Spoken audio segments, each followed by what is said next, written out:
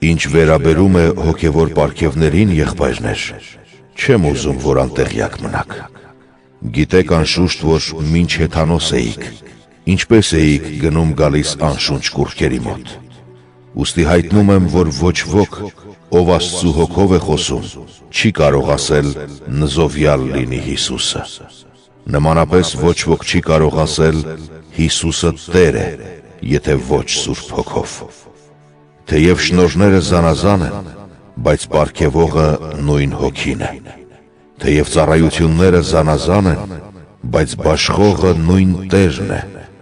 Թեև գործերը զանազան են,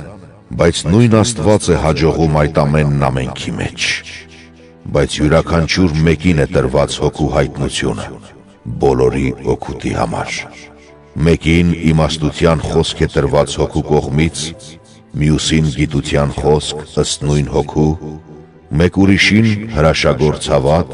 նույն հոգու միջոցով, մեկ ուրիշին բժշկության շնորհ նույն հոգու միջոցով, մեկ ուրիշին հրաշագործություն, մեկ ուրիշին մարգարեություն, մեկ ուրիշին հոգիների զանազանում, մեկ ուրիշին տեսակ լեզուներ,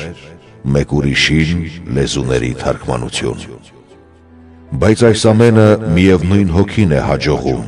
բաժանելով յուրաքանչյուրին այնպես, ինչպես ինքն է կամենում։